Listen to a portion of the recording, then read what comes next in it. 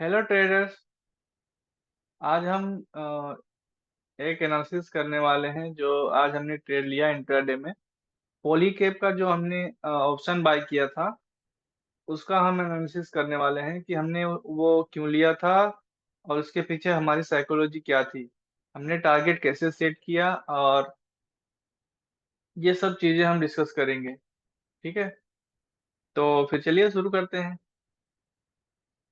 तो आ जाते हैं हम 15 मिनट के चार्ट पर, जो कि इंट्राडे का हमारा फेवरेट टाइम फ्रेम है। और इस पे हमने देखा जैसे कि हमारा जो ट्रेड था वो 1:40 पर हमने दिया था, 1:40 के लगभग दिया था। तो हम उस कैंडल को देख लेते हैं एक बार। ये वाली जो कैंडल है ग्रीन कैंडल, इसे हम एक वर्टिकल लाइन मार्क कर लेते हैं। ठीक है, तो ये वाली कैंडल थी ग्रीन ग्रीन कैंडल। तो हमने इसे प्लान कैसे किया? ठीक है, सबसे पहले हम इसे मार्क कर लेते हैं एक हॉरिजेंटल लाइन। ठीक है, तो हम यहाँ पे देखेंगे कि प्राइस जो है वो लगातार यहाँ इस बेस पर सपोर्ट ले रही थी। ठीक है, उसके बाद इस कैंडल के पास में ये जो रेड कैंडल बनी है, इसने प्राइस को नीचे की तरफ लाया प्राइस को। तो हमने देखा कि ये जो रेड कैंडल है वो काफी अच्छी रेड कैंडल है। ठीक है, एक सेलिंग, ये जो कैंडल है एक सेलिंग शो कर रही थी कि स्टॉक प्राइस और डाउन जा सकता है। क्यों? और हमने ऐसा क्यों सोचा कि ये प्राइस और डाउन जा सकती है? फर्स्ट तो हमें ये जो कैंडल दिख रही है वो अच्छी खासी रेड कैंडल है। ठीक है, ये एक फर्स्ट साइन था। उसके बाद जो दूसरा साइन था वो ये गैप था, ये गैप। तो यहाँ पर हमने ये ट्रेड ले लिया। ये दो साइन देखकर हमने यहाँ पे एक ट्रेड ले लिया। और जो तीसरा साइन ये था जो सबसे स्ट्रॉन्ग पॉइंट है कि प्राइस जो है वो इस ईएमए के नीचे ट्रेड कर रही है। तो जब तक प्राइस ईएमए के नीचे ट्रेड कर रही है तब तक हमारा एसएल सेफ रह सकता है। तो हमने एसएल इसके ऊपर रख दिया, यहाँ हमने ट्रेड लिया और एसएल इसके ईएमए के ऊपर रख दिया। ठीक है,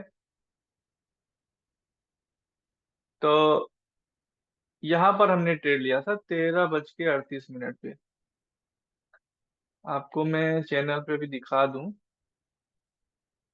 अगस्त 6 और 13:38, 1:38 पर हमने ये ट्रेड लिया था। 162 हमारी एंट्री थी और एसएल हमने लगाया 150 का। लॉट साइज है 125 का। टारगेट हमने सेट किया 190 220। अब टारगेट हमने कैसे सेट किया, चलिए इसे देख लेते हैं।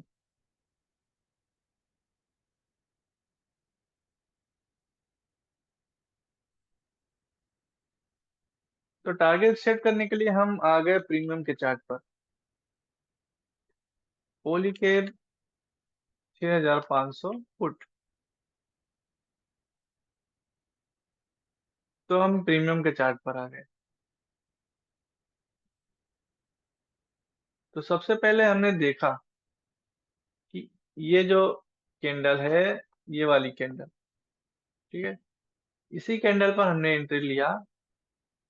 और क्योंकि ये जो रेड कैंडल है इसने एक वीक बनाया, 50% ऑफ द कैंडल से ज्यादा ये वीक का एरिया है। तो ऐसा कह सकते हैं कि यहाँ तक 188 तक प्राइस जो है वो टेस्ट हो चुकी है।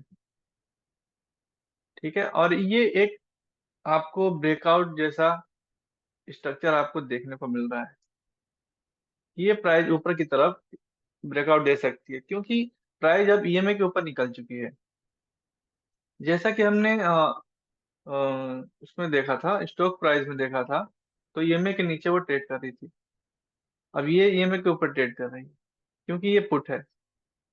तो इसका मतलब ये है कि आप यहाँ का ऐसे लगा के इस ट्रेड को ले सकते हैं, और इसका जो टारगेट है वो आप इस हाई के, इसके हाई के ऊपर रख सकते हैं।